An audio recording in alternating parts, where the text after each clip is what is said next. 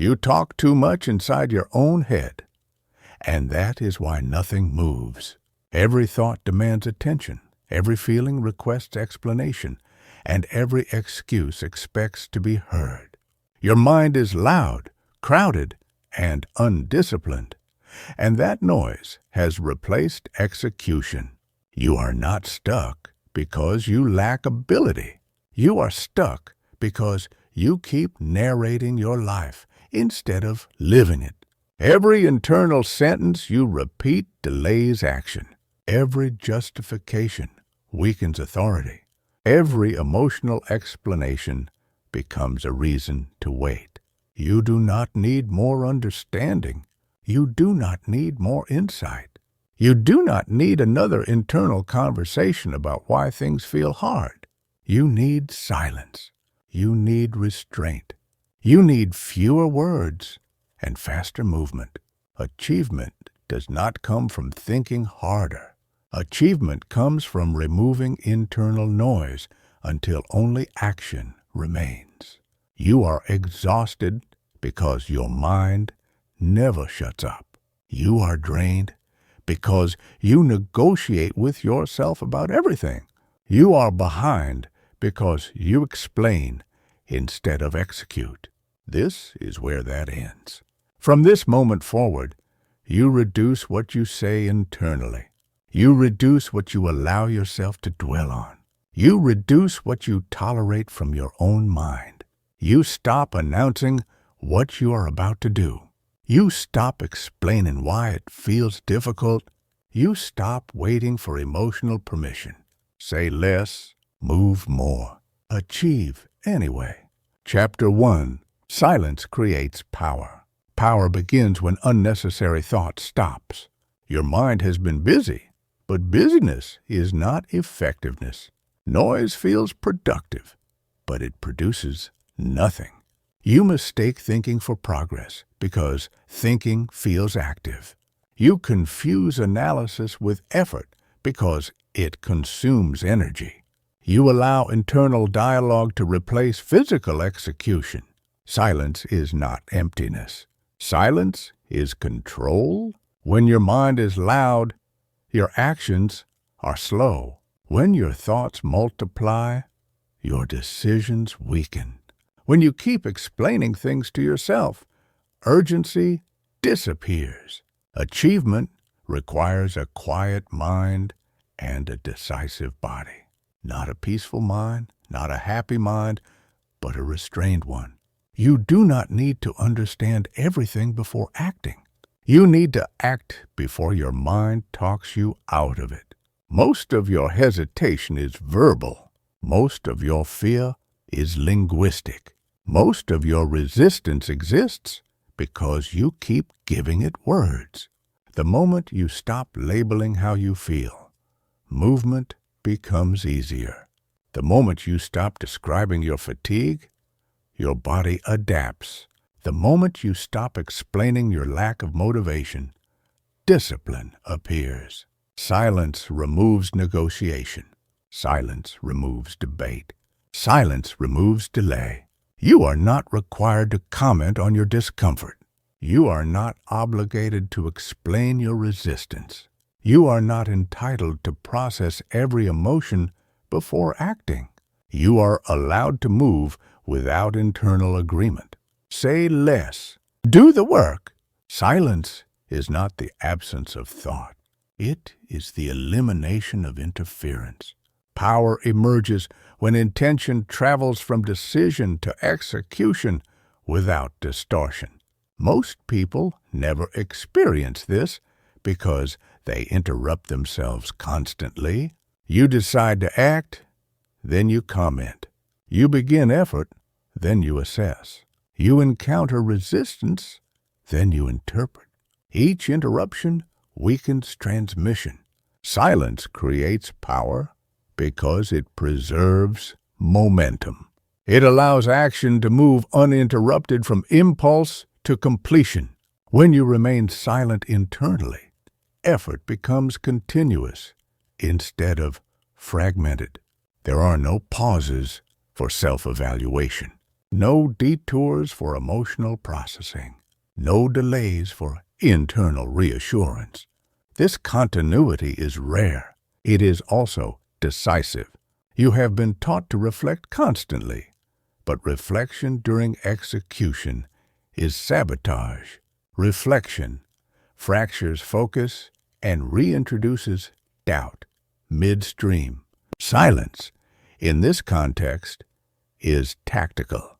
It is chosen. It is enforced. You do not silence your mind to relax. You silence it to prevent corruption of action. A clean signal moves fast. A noisy one dissipates. Every time you refrain from commenting on discomfort, you preserve force. Every time you refuse to label effort as hard, you maintain velocity. Every time you let action continue without evaluation, power compounds. Silence is not passive. It is aggressive containment. Say less internally so your actions arrive intact. Chapter 2. Stop explaining yourself. You waste strength explaining things that require no explanation. You justify your pace. You rationalize your inconsistency. You narrate your struggles as if commentary earns credit. It does not. The world does not reward explanation. Your life does not advance because you understand your patterns. Results only respond to execution. Every explanation is a delay disguised as insight. Every justification weakens urgency. Every internal excuse sounds reasonable until years pass unchanged. You explain your fatigue instead of working through it. You explain your fear instead of moving anyway. You explain your hesitation instead of cutting through it. Explanation feels responsible, but it is indulgent. Explanation feels mature, but it is avoidance. You do not need to know why today feels heavy. You need to move despite the weight. Achievement is built by people who refuse to comment on their internal state. They act without announcing. They move without permission. They execute without emotional clearance. You talk yourself out of action by being too understanding with yourself. You protect weakness with language. You defend delay with reasoning. Stop defending what is holding you back. You are not required to agree with the work to do it. You are not required to feel aligned to be disciplined. You are not required to feel ready to move. Explanation is leakage. Every time you explain why something feels difficult, you release pressure that should have driven completion. Every justification vents energy outward instead of forward. You explain yourself because you are seeking permission. Permission to slow down. Permission to stop. Permission to lower the standard.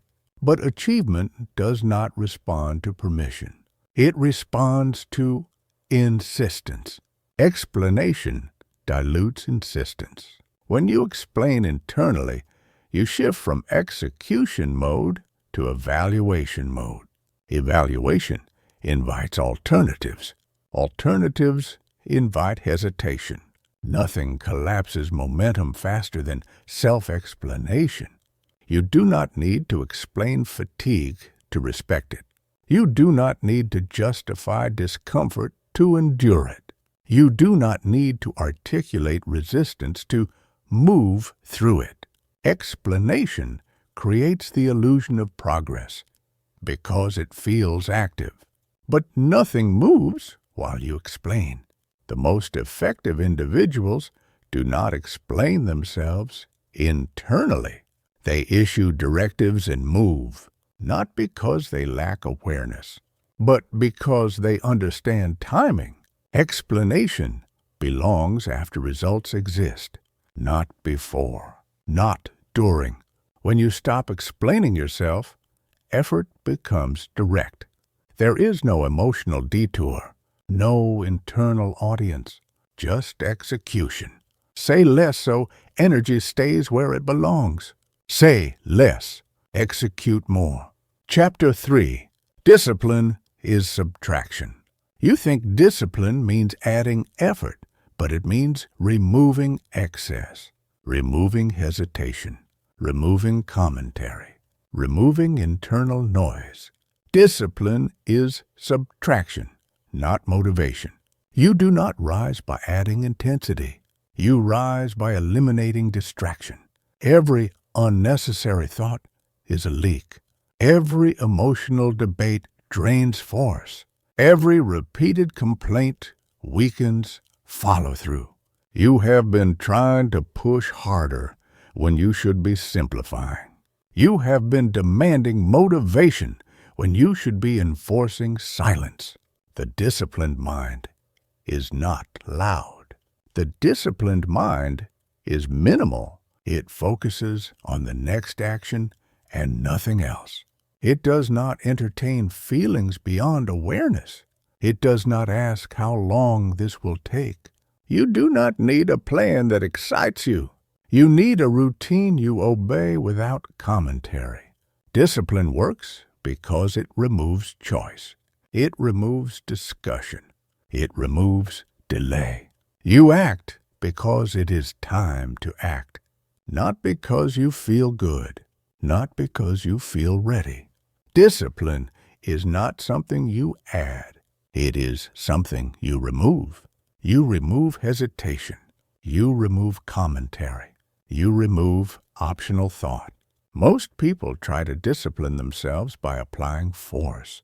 They push harder, motivate louder, demand more intensity. That approach fails because it increases internal noise. True discipline simplifies. It subtracts everything that is not essential to movement. It collapses complexity into a single directive. What happens next? Nothing else matters. When discipline is subtraction, effort becomes lighter without becoming easier.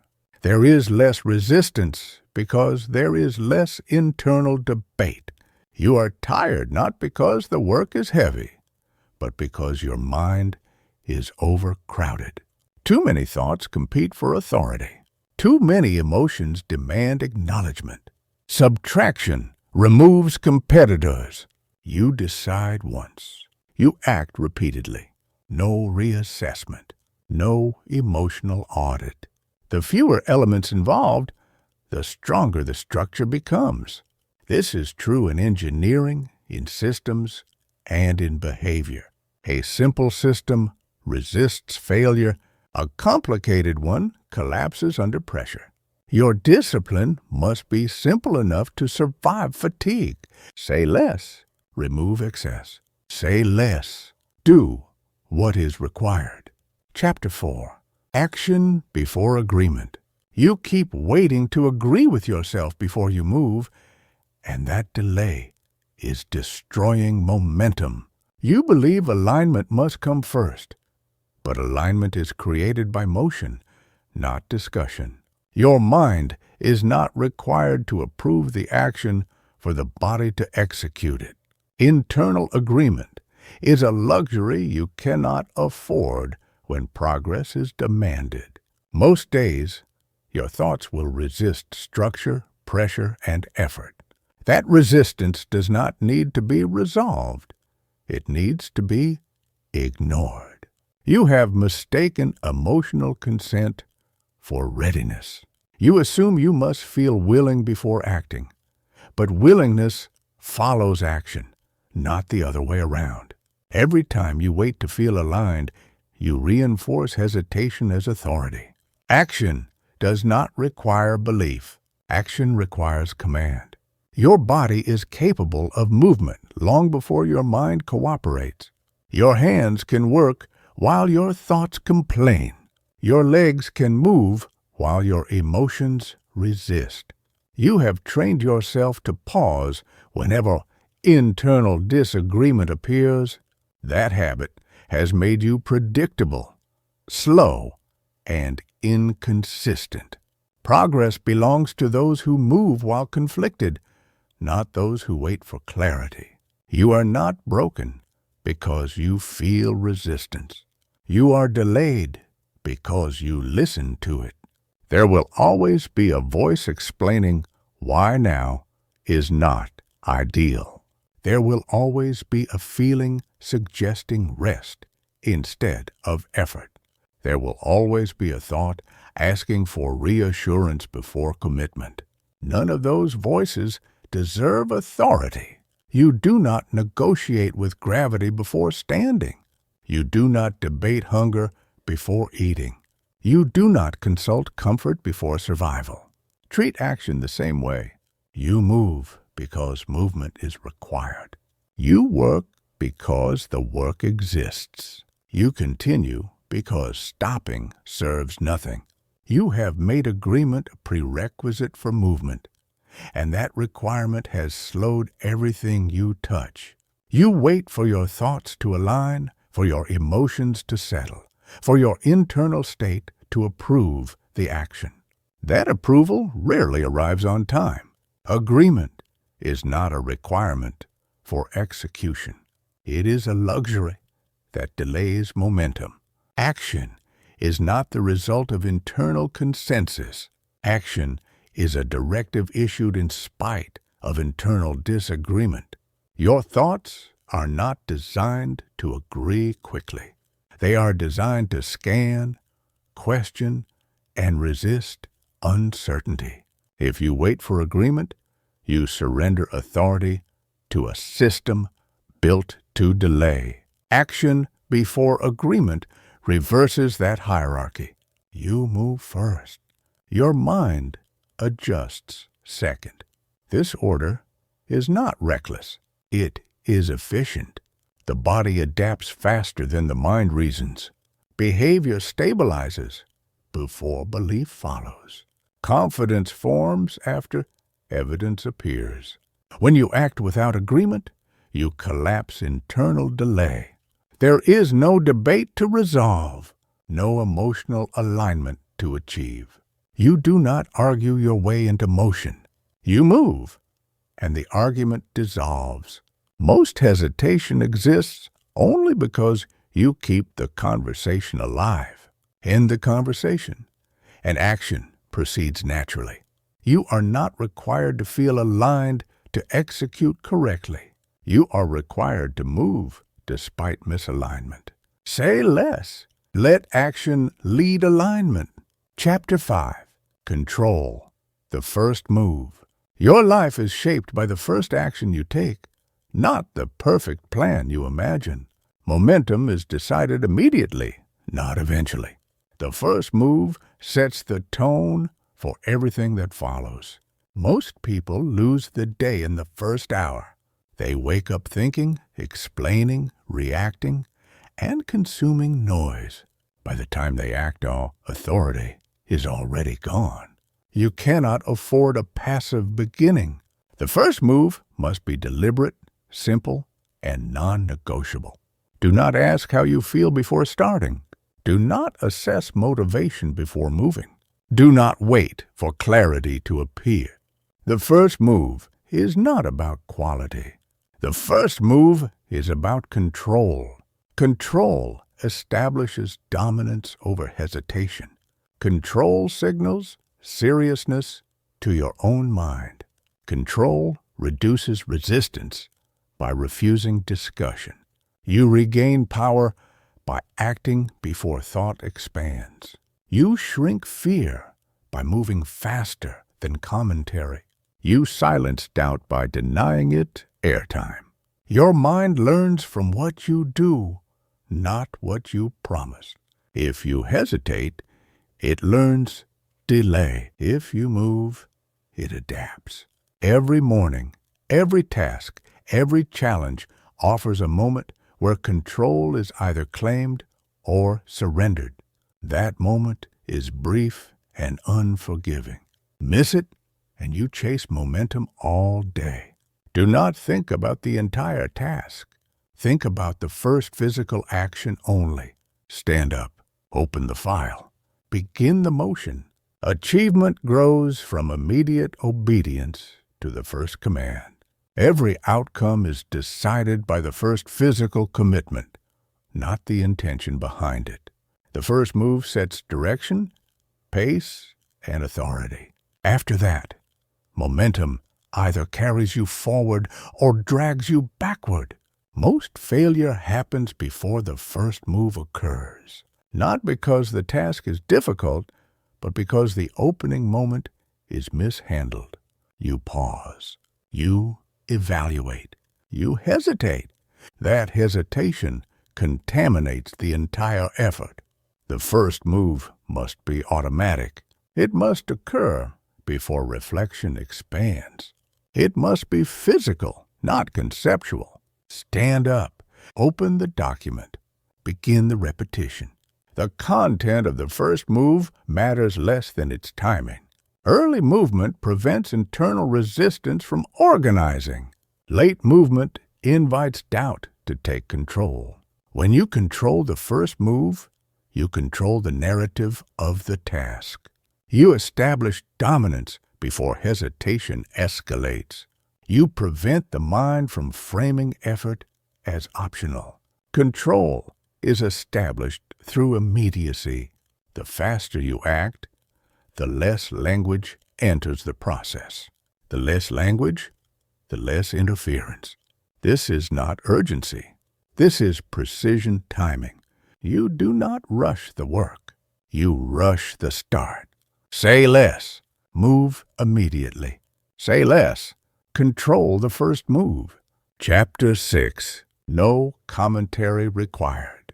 You weaken execution by narrating everything you do. You announce effort. You describe difficulty. You explain progress as if words validate action. They do not. Commentary creates distance between you and the work. It turns execution into performance. It invites judgment, hesitation, and emotional interference. The strongest form of discipline is silent effort. Work done without announcement. Struggle endured without description. You do not need to tell yourself, this is hard. You do not need to acknowledge discomfort verbally. You do not need to document resistance internally. The moment you comment, you invite debate. The moment you describe, you slow momentum. The moment you explain, you weaken authority. Silence sharpens focus. Silence accelerates completion. Silence keeps energy contained. Your thoughts should be functional, not expressive. They should issue commands, not opinions. They should direct action, not analyze emotion. There is no reward for noticing every difficulty. There is no progress in labeling every feeling. There is no advantage in narrating your own struggle. Work does not require validation. Effort does not require explanation. You interrupt your own execution with constant commentary, and that interruption weakens output. You observe yourself working. You comment on progress. You evaluate difficulty mid-effort. That self-observation fragments attention.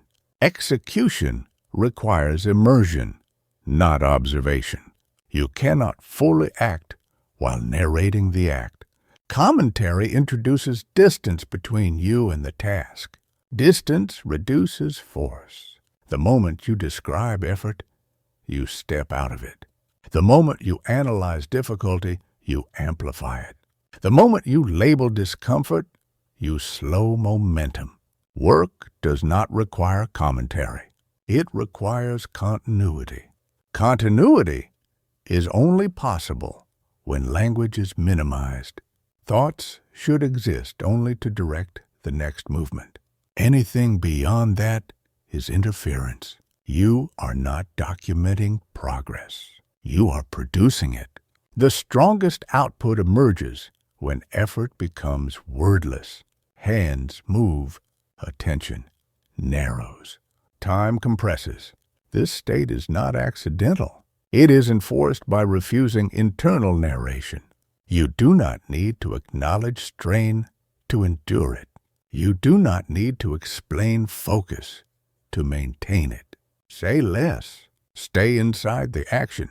Chapter 7. Cut the internal noise. Your biggest obstacle is not external resistance. It is internal clutter.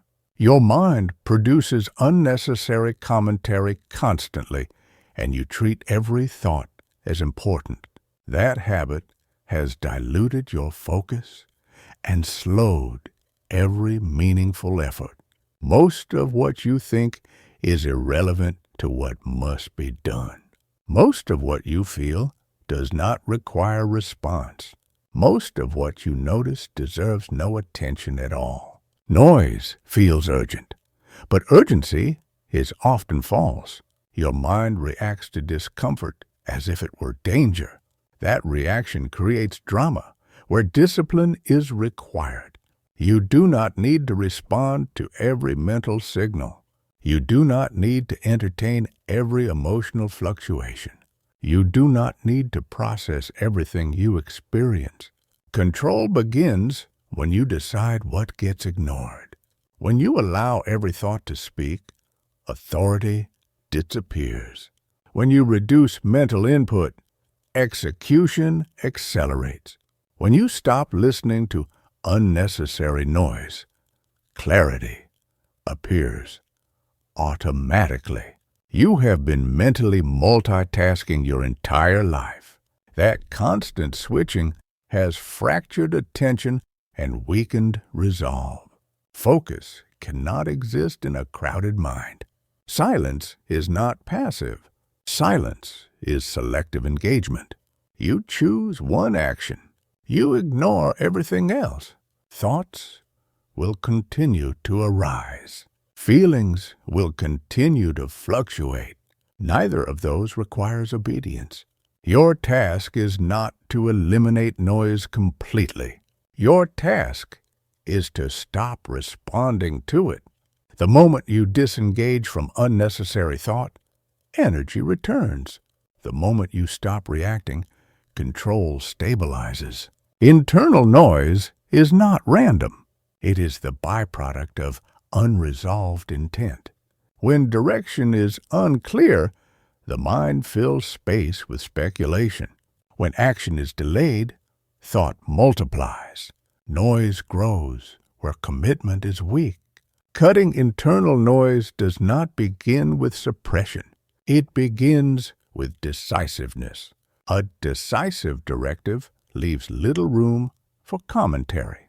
A vague intention invites endless interpretation.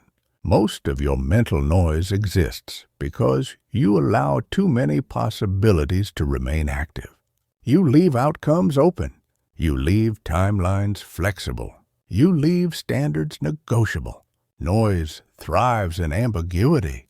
When you define the action narrowly and immediately, noise loses relevance. There is nothing to discuss when direction is precise. Cutting noise means collapsing attention onto a single executable path, not 10 options, not a range of effort. One clear movement, your mind will still generate thoughts. That is not the problem. The problem is response. You do not need to eliminate noise. You need to stop feeding it with engagement. Noise fades when it receives no reinforcement. Action starves it. Every time you return attention to execution, noise weakens. Every time you ignore commentary, clarity strengthens. Say less. Let decisiveness silence the rest. Say less. Ignore more. Chapter 8. Effort without emotion. You have attached emotion to effort, and that attachment has slowed you down. You believe work should feel a certain way before it is sustainable. That belief has made you inconsistent and fragile under pressure. Effort does not require enthusiasm. Effort does not require confidence.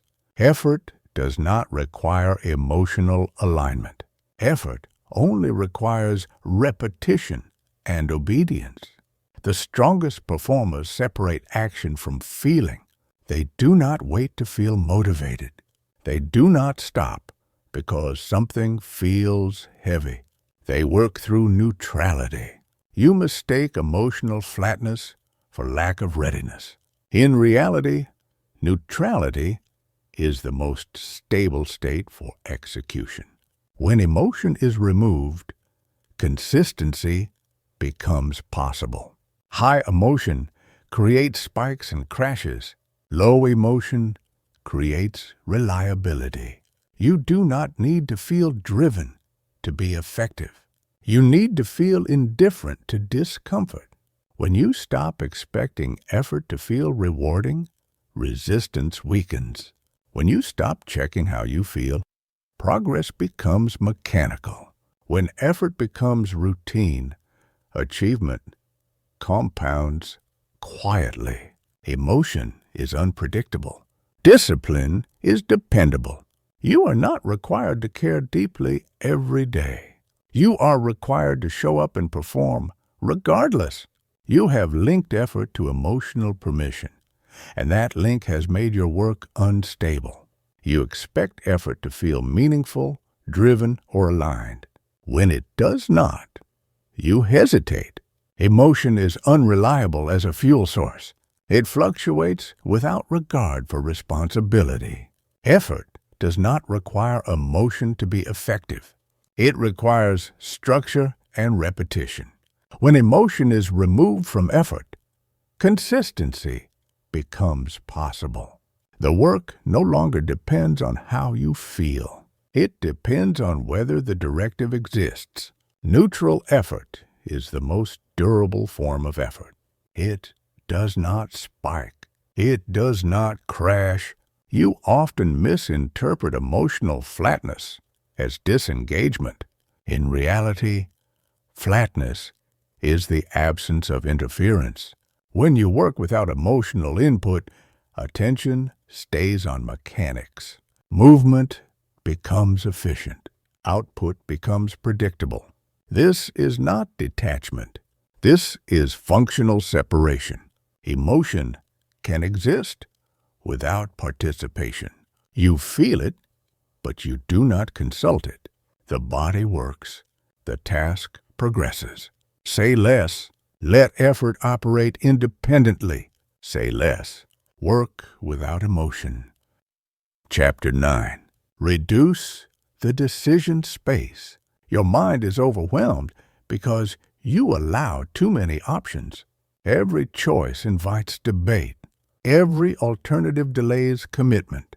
Achievement requires limitation. When everything is possible, nothing moves. When choices are reduced, execution becomes automatic.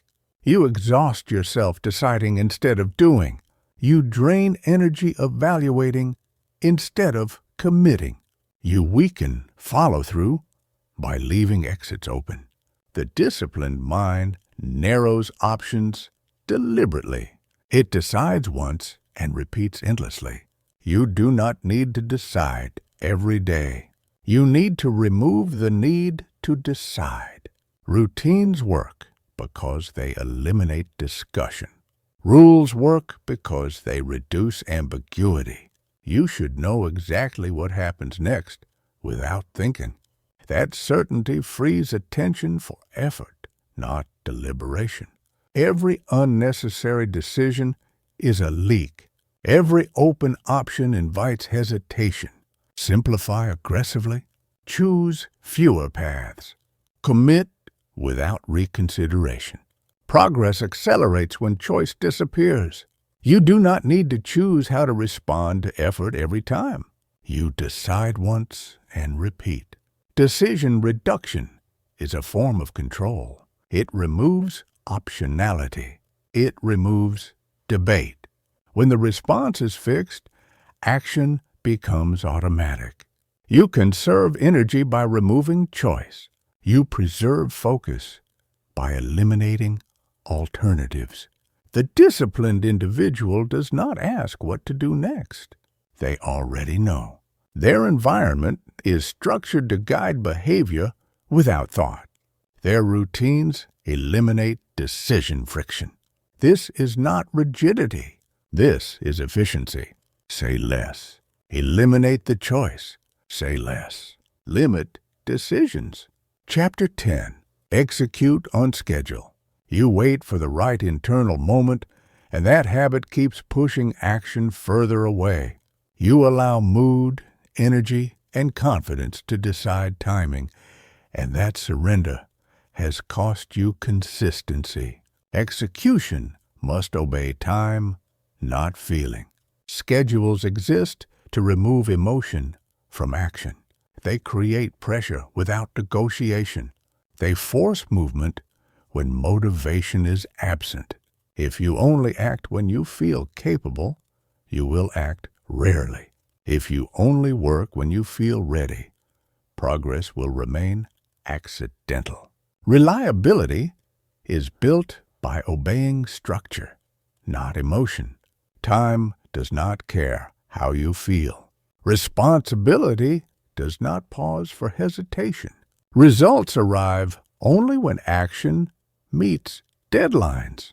You do not need to feel prepared to start. You need to respect the schedule enough to move anyway. When action becomes time-based, resistance loses leverage. When effort is expected at a fixed hour, excuses weaken. When work starts regardless of mood, discipline hardens. The schedule is not a suggestion.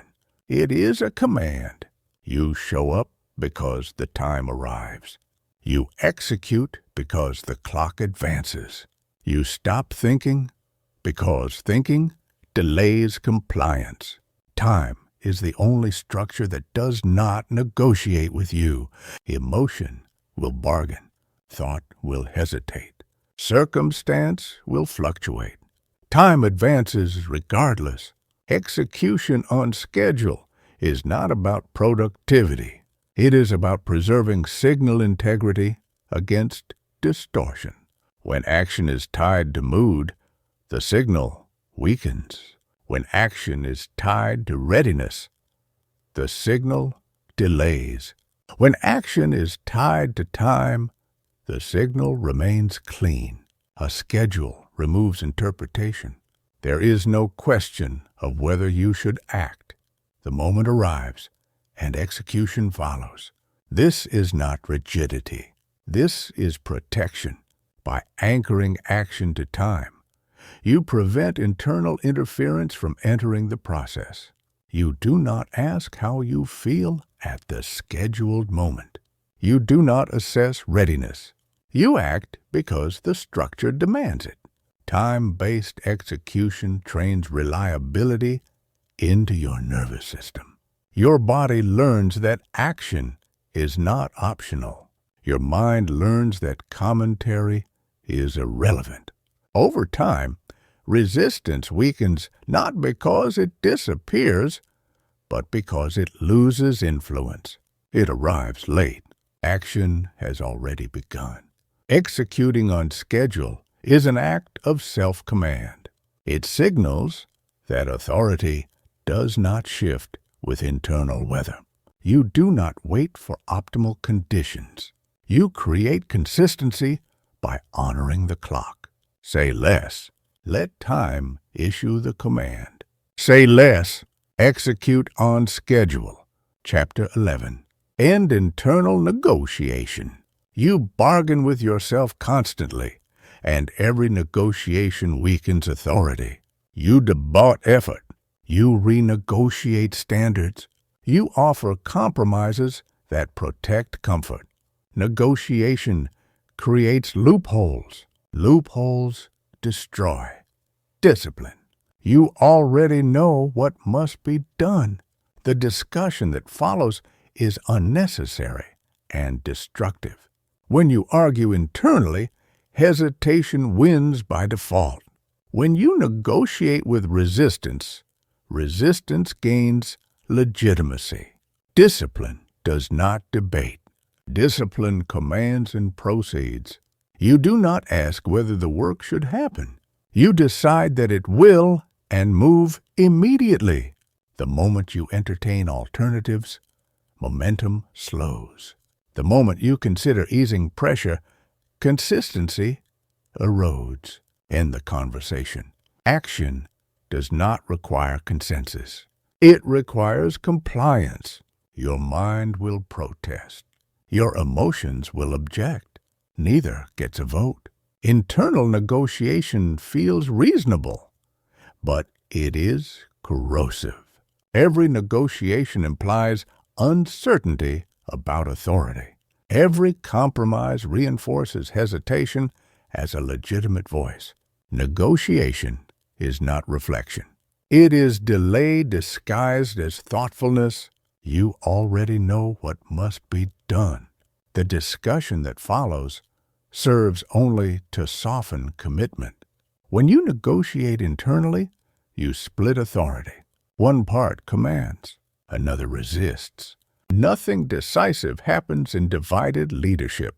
Ending negotiation does not require force. It requires finality. You issue a directive and treat it as settled. No appeals, no revisions. This does not make you inflexible. It makes you reliable. Reliability emerges when decisions are closed rather than revisited, when outcomes are accepted rather than debated. Your mind will attempt to reopen decisions under pressure. That attempt must be denied without explanation. You do not argue against resistance. You ignore it and proceed. This is how authority consolidates. Say less. Close the decision. Say less. End negotiation. Chapter 12. Finish without celebration. Celebration interrupts continuity. It signals completion when continuation is required. When you celebrate prematurely, you fragment momentum. You exit execution mode before the system has stabilized. Finishing without celebration preserves flow. The task ends. The next begins. This does not deny satisfaction. It delays it until it is no longer disruptive. The disciplined individual treats completion as expected, not exceptional. There is no emotional spike, no release that collapses energy, just transition. This approach prevents the cycle of intensity and recovery that exhausts most people. Work does not require emotional punctuation. It requires sequence. When finishing becomes quiet, starting becomes easier. When completion is routine, effort becomes sustainable. You do not need acknowledgement to proceed. You need continuity. You look for reward before completion, and that habit fractures focus. You anticipate relief while the work is still unfinished. That anticipation pulls attention away from execution. Completion does not require celebration. It requires closure. When you celebrate too early, urgency fades. When you pause to acknowledge effort, momentum stalls. Finish first, react later. You do not need to feel proud to move on. You need to close the task completely in advance. Professional discipline treats completion as standard, not exceptional. The work ends, and the next action begins. Achievement compounds when finishing becomes routine, not dramatic, not emotional. Quiet completion builds reliability. Say less. Finish and move on. Say less. Finish cleanly. Move on. Chapter 13. Precision over expression. You have been trained to express yourself, but achievement demands precision, not expression. Expression disperses energy outward, while precision concentrates force inward. Every time you articulate how you feel, You release pressure that should have been converted into action. You confuse emotional expression with honesty, but honesty without control produces nothing. You believe naming emotions helps you manage them, but naming often amplifies their presence. What you repeatedly describe becomes dominant in your internal environment. Precision means choosing exactly which thoughts deserve space and which must be dismissed immediately. It means allowing only task-relevant information to remain active in your mind.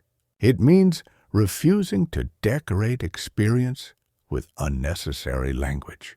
When your internal language is minimal, your behavior becomes exact. When your internal speech is restrained, your actions sharpen.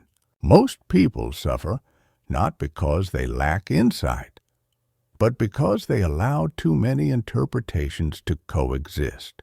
They feel something and immediately explain it. They experience resistance and begin describing it. They encounter difficulty and start narrating struggle. That narration expands the problem beyond its actual size. It turns momentary discomfort into an identity. It gives temporary resistance a permanent voice. Precision cuts that process short. You feel resistance, and you acknowledge it silently without elaboration. You notice fatigue, and you continue without commentary. You experience doubt, and you return attention to the task without explanation. This is not suppression. This is control. A controlled mind does not argue with sensation. It registers input, filters relevance, and directs output. You do not need to express what you feel to move effectively. You need to know what action is required and execute it cleanly. Every unnecessary word weakens resolve. Every extra sentence dilutes urgency. Every internal monologue consumes time you cannot reclaim. Say less internally. Act with precision externally. Chapter 14. Ruthless Mental Economy. Your mental resources are finite, and you have been spending them recklessly. You allocate attention to irrelevant thoughts, unnecessary worries, and emotional reflections that provide no return. That waste leaves you depleted when execution is required. Achievement demands ruthless mental economy. You must treat attention like a scarce asset, not an endless supply. Every thought must justify its existence by contributing directly to action.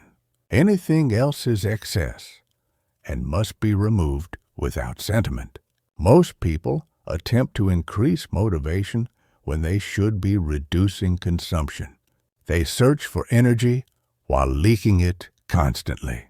They push harder instead of cutting waste. Mental economy begins with restraint. You do not revisit decisions that have already been made. You do not replay conversations that cannot be changed. You do not speculate about outcomes that are not yet relevant. You return attention to what is immediately actionable, again and again and again. This repetition is not weakness. It is discipline. Your mind will wander because wandering is easy. Focus must be enforced deliberately. Every return to the task strengthens authority. You do not punish yourself for distraction. You do not analyze why focus was lost. You simply redirect attention without commentary. That redirection, repeated thousands of times, becomes unbreakable control. Efficiency is not about speed alone. It is about reducing friction. It is about removing everything that does not move the objective forward. When your mind stops entertaining excess thought, fatigue decreases. When attention is conserved, endurance increases. When mental spending is controlled, performance stabilizes. You have been encouraged to express yourself, but expression disperses force. Precision concentrates it. Expression expands experience outward. Precision compresses intention inward. When you express internally, you give language to every fluctuation. You describe effort. You narrate discomfort. You articulate doubt. That articulation spreads attention across too many variables. It fragments energy that should have remained focused on execution. Precision demands restraint in language and selectivity in attention. It requires that you decide which thoughts are operational and which are irrelevant. Anything that does not directly advance action is removed. This is not emotional denial. It is functional prioritization. Your internal language should exist only to specify movement, what happens next, how long it continues, when it ends. Anything beyond that is expressive excess. Expression makes experience vivid. Precision makes outcome inevitable. You do not need to describe what you feel to work accurately. You do not need to elaborate on resistance to overcome it. You do not need to verbalize fatigue to continue despite it. The fewer words you allow internally, the clearer the directive becomes. The clearer the directive, the less room for hesitation. Precision shortens the distance between intention and completion. It removes interpretation. It removes delay. Say less. Allow only exact instructions to remain. Say less. Spend attention deliberately. Chapter 15. Authority over yourself. Nothing changes until you establish authority over your own mind. Without authority, discipline collapses under pressure. Without authority, every emotion becomes a vote. Authority does not come from intensity. It comes from consistency. You build authority by doing what you say internally every time, without negotiation. You weaken authority every time you allow yourself to disobey your own commands. Your mind learns quickly who is in charge. If you hesitate after issuing a directive, doubt gains power. If you act immediately, authority consolidates. Authority is quiet. It does not threaten.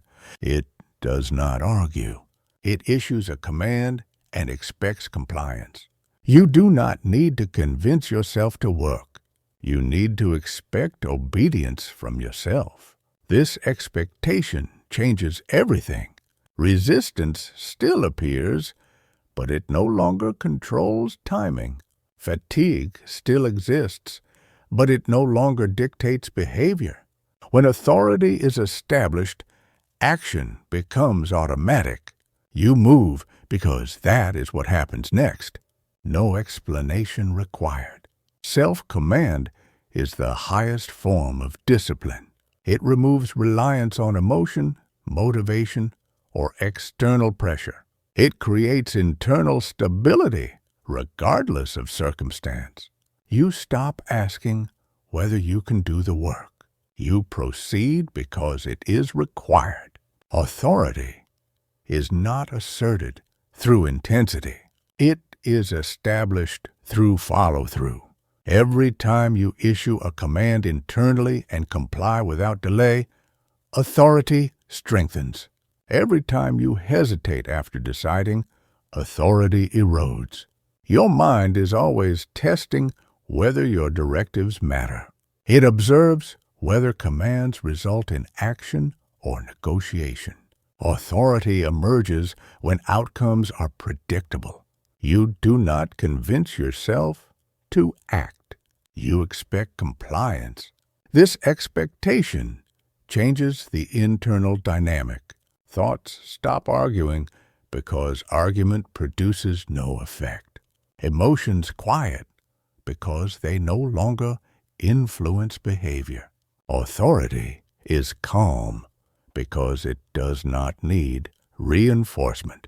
It does not persuade. It proceeds. You build authority by closing the gap between decision and movement. The shorter that gap becomes, the stronger command consolidates. Eventually, action follows intention without language. The body moves before commentary forms. This is not force. This is alignment through repetition. Say less. Issue commands you always follow. Say less. Exercise authority. Chapter 16. Obedience before comfort. You have been trained to seek comfort before compliance, and that conditioning has made you unreliable under pressure. Comfort feels reasonable, but it is a poor leader. It prioritizes immediate relief over long-term authority. Obedience is not dramatic. It is quiet, unemotional, and decisive. When you obey discomfort instead of command, you reinforce weakness as leadership. When you obey structure instead of sensation, you establish internal order. Your body does not need to feel comfortable to perform. Your mind does not need to feel settled to comply. Action does not require ease. It requires direction. Comfort negotiates. Obedience executes. You delay effort because discomfort feels personal, as though it demands acknowledgement. In reality, discomfort is informational at best and irrelevant at worst. It tells you nothing about what must be done. You are not required to eliminate discomfort before acting. You are required to act despite it. Obedience simplifies everything. It removes interpretation. It removes emotional processing. It removes the need to assess readiness. You decide once, then comply repeatedly. This is not harshness. This is clarity. Clarity does not ask how you feel. Clarity moves forward regardless. When obedience becomes habitual, resistance loses its leverage. Discomfort still appears, but it no longer alters behavior. Fatigue still exists, but it no longer dictates outcome. Your internal world becomes predictable. Commands are issued. Commands are followed. Say less. Obey the directive. Chapter 17. Minimal thought. Maximum output. You do not need more thinking to improve output. You need less thinking and cleaner execution. Excess thought creates drag that no amount of effort can overcome. The most effective state is not mentally rich. It is mentally sparse. Few thoughts. Clear direction. Immediate movement. You mistake complexity for intelligence. You assume depth requires elaboration. In execution, complexity is a liability. Output improves when thinking is reduced to function only. What is the next action? When does it start? How long will it continue? Anything beyond that is excess. Your mind tries to expand the task into identity, meaning, and consequence. That expansion increases emotional load and decreases speed. Minimal thought collapses the task back into motion. Do this. Continue. Finish. These are sufficient instructions. When thought is reduced, energy becomes available. When energy is conserved, endurance increases. When endurance stabilizes, output compounds. You do not need to feel driven. You need to remain operational. Operational discipline is unemotional. It does not evaluate meaning while performing. It executes and moves on. Most people sabotage output by over-engaging mentally. They reflect mid-effort. They assess progress emotionally. They interrupt momentum with evaluation. Remove evaluation during execution. Evaluation belongs before or after, never during. While working, you work. Nothing else exists. Say less. Produce more. Chapter 18. Pressure is not the enemy. You have been avoiding pressure as if it were harmful. But pressure is not the threat. Uncontrolled pressure is damaging. Directed pressure is refining. Pressure reveals what is weak and strengthens what remains. It exposes hesitation. It strips excess. You avoid pressure because it removes comfort and choice. Those are precisely the things preventing growth. When pressure is applied consistently, excuses collapse. When pressure is sustained, discipline stabilizes. When pressure is accepted, capacity expands. You do not need pressure to feel good. You need it to become capable. The disciplined individual does not seek relief from pressure. They learn to operate within it. Pressure narrows focus. Pressure removes frivolous thought. Pressure forces prioritization. Under pressure, only what matters survives. You grow not by escaping pressure, but by enduring it without commentary. You hold position. You maintain output. You refuse to dramatize strain. This refusal is power. Pressure does not require reaction. It requires steadiness. When you stop reacting emotionally to pressure, it becomes manageable. When you stop interpreting it as danger, it becomes useful. Pressure is not asking for explanation. It is demanding performance. Say less. Hold under pressure. Chapter 19. Consistency without emotion. You have tied consistency to how you feel, and that dependency has made your progress unstable. Emotion fluctuates daily, sometimes hourly, and expecting it to support discipline is unrealistic. Consistency must exist independently of mood, interest, or enthusiasm. True consistency is mechanical. It is not inspired. It is not dramatic. It happens because it is scheduled, required, and enforced. You do not become consistent by caring more. You become consistent by reducing emotional involvement entirely. When emotion is removed, action becomes predictable. When action is predictable, results accumulate quietly. You often stop because the work feels flat or unrewarding. That reaction is learned, not inevitable. Flatness is not failure. It is stability. Stability allows repetition. Repetition builds capacity. Capacity produces achievement. You are not meant to feel engaged every day. You are meant to show up regardless. Consistency requires indifference to feeling. It requires acceptance of monotony. It requires trust in accumulation rather than excitement. You will not feel powerful while building discipline. You will feel neutral. Neutrality is where reliability lives. Say less. Repeat the action. Chapter 20. Remove personal interpretation. You personalize effort, struggle, and resistance as if they reflect something about you. That personalization turns simple tasks into emotional events. It adds weight that does not belong. Work is not commentary on your worth. Resistance is not a message about your capability. Difficulty is not an identity statement. It is all neutral data. When you stop interpreting experience personally, execution simplifies. There is nothing to protect. There is nothing to defend. You do the work because it exists, not because it defines you. Personal interpretation inflates discomfort.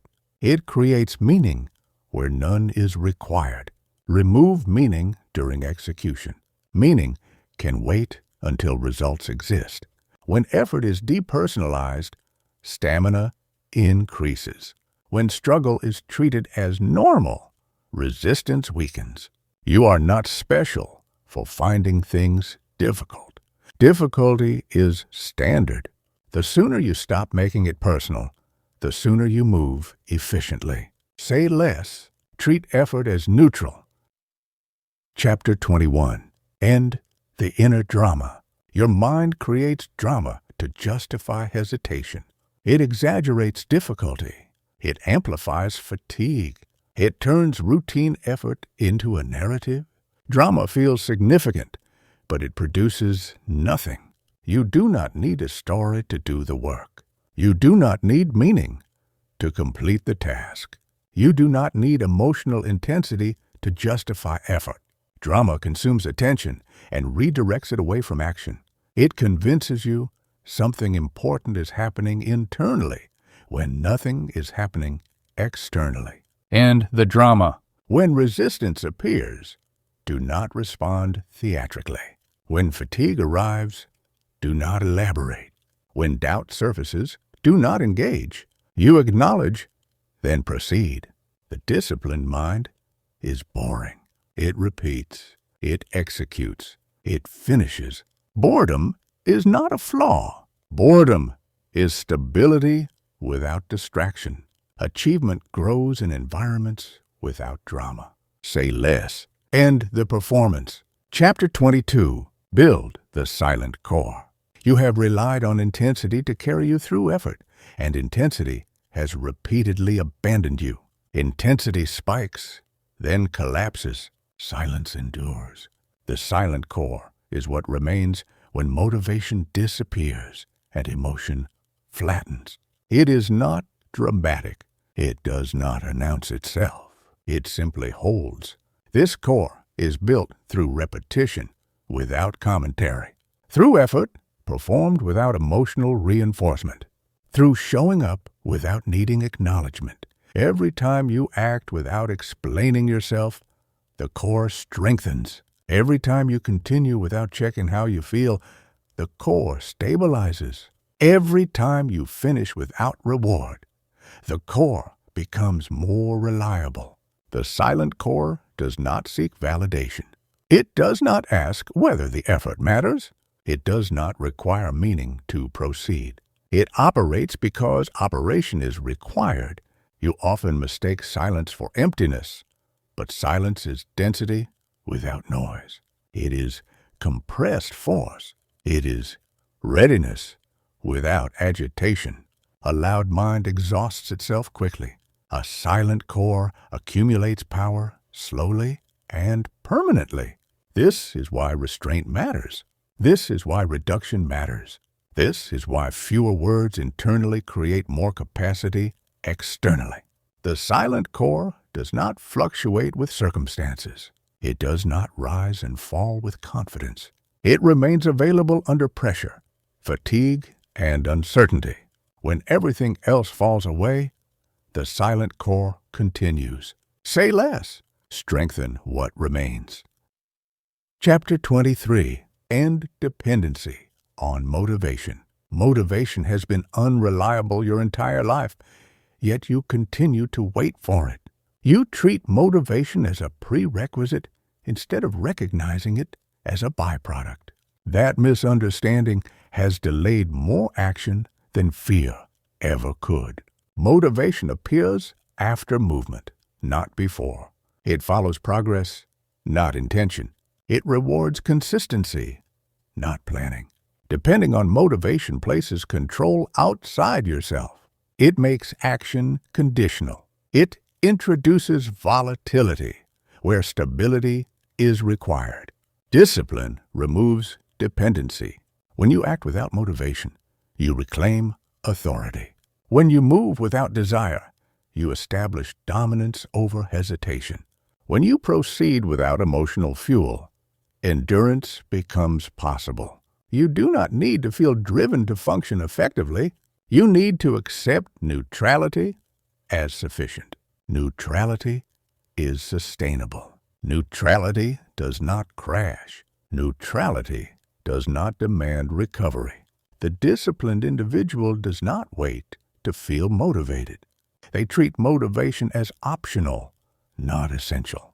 Work begins whether motivation is present or absent. The body adapts. The mind follows. This is not force. This is expectation. You expect yourself to act because that is who you're becoming. Expectation replaces hope. Structure replaces desire. Say less. Move without motivation. Chapter 24. Become internally predictable. Unpredictability is a form of weakness you have normalized. You act inconsistently, then explain variability as human nature. That explanation has protected instability. Internal predictability is power. When your response to obligation is consistent, pressure loses its impact. When your behavior does not fluctuate with mood, reliability emerges. When your actions are predictable, progress becomes inevitable. You should know exactly how you will respond to resistance.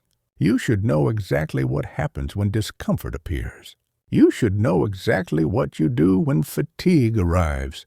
There should be no question. Predictability is not rigidity. It is trustworthiness toward yourself. Your mind stops testing boundaries when outcomes are consistent. Your emotions lose leverage when behavior does not change.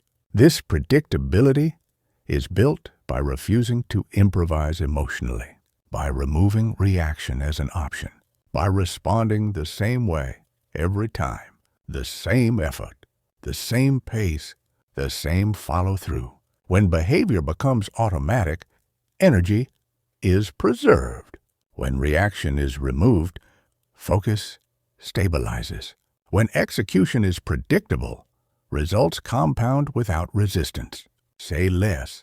Respond the same way every time. Chapter 25. Identity without words. You have spent too much time defining yourself with language instead of behavior. You describe who you want to be. You explain what you value. You narrate intentions as if words create identity. They do not. Identity is not declared. Identity is demonstrated repeatedly under pressure. When language leads, behavior follows weakly. When behavior leads, identity forms silently. The most reliable identity is one you never have to explain. It is visible through consistency. It is proven through response. You do not need to tell yourself you are disciplined. You become disciplined by obeying structure when no one is watching. You do not need to label yourself focused. You become focused by returning attention to the task every time it wanders. Words create temporary alignment. Action creates permanent character. The quieter your internal identity language becomes, the stronger your behavior stabilizes. You stop asking who you are.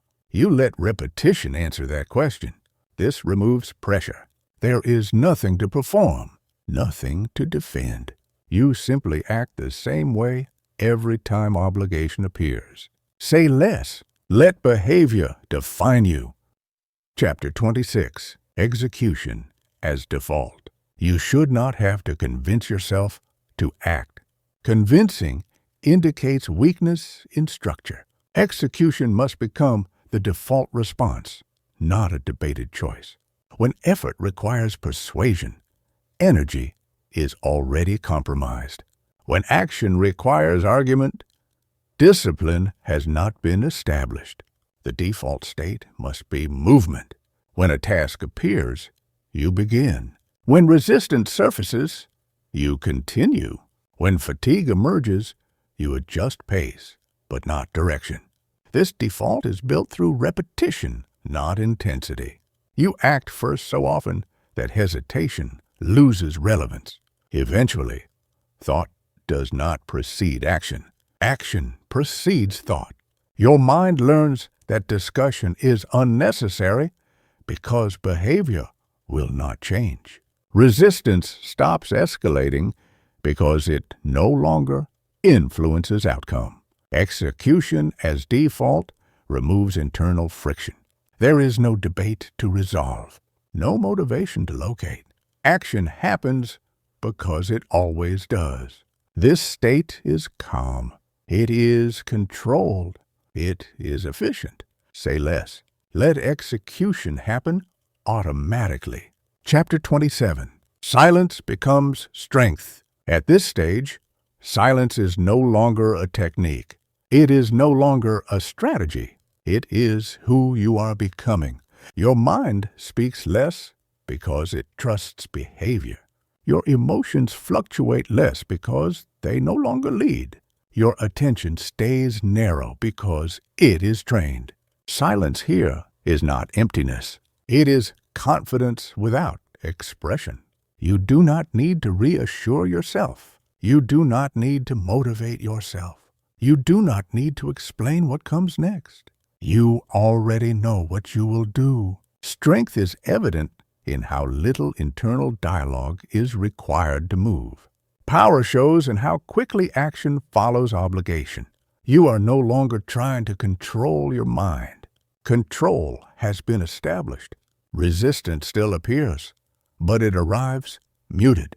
Fatigue still exists, but it no longer disrupts flow. Pressure remains, but it is absorbed rather than reacted to. This is the outcome of saying less consistently. This is the return on restraint. Silence holds you steady. Silence keeps you moving. Say less. Stand firm. Chapter 28. Carry the weight. Quietly. At this level, strength is no longer loud. It does not announce effort. It does not seek acknowledgement. You have reached the point where carrying weight is no longer optional, and complaining about it is no longer useful. Responsibility settles on you without drama. You do not resist it. You do not romanticize it. You carry it because it is yours. The disciplined individual understands that weight does not disappear with avoidance. It either gets carried consciously or drags unconsciously behind you. Choosing to carry it quietly is the final act of control. You stop asking whether the load is fair. You stop evaluating whether others feel the same pressure. Comparison dissolves because it serves nothing. Your concern is execution under load. Quiet strength means you no longer need emotional reinforcement to continue. You no longer seek relief through expression. You allow the pressure to exist without response. This is not numbness. This is containment. Contained pressure sharpens focus. Contained responsibility builds endurance. Contained effort compounds without loss. When you stop talking about what you carry, you discover you can carry more. Say less. Hold the weight. Chapter 29. Responsibility without relief. You have waited for relief as if it were promised. You assumed effort would eventually feel lighter. Sometimes it does. Often it does not. Responsibility does not guarantee comfort. It guarantees demand. The mistake was believing relief was the reward. The reward is capacity. When you accept responsibility without expecting relief, something stabilizes internally. You stop watching the clock. You stop counting effort. You stop measuring discomfort. You act because action is required, not because relief is coming. This acceptance ends the internal countdown. There is no finish line for discipline. There is only continuation. This does not trap you. It frees you from expectation. Expectation creates disappointment. Acceptance creates steadiness. You no longer ask how long you must endure. You endure as long as required. This is where reliability becomes absolute, not because it feels manageable, but because it is non-negotiable. You are not owed ease. You are responsible for output. Say less. Accept the demand. Chapter 30. Final command. This is where internal conversation ends completely. There is nothing left to discuss, nothing left to negotiate. You know what must be done. You know when it must be done. You know that how you feel is irrelevant. From this point forward, Action follows obligation immediately. Silence precedes movement. Movement replaces thought. You do not wait. You do not explain. You do not hesitate. You issue a command. You comply. Again and again and again. This is not intensity. This is identity through repetition. Weakness may appear. Fatigue may surface. Doubt may whisper. None of it alters behavior. Your standard is set. Your response is fixed. Your execution is inevitable. Say less. Move. Finish.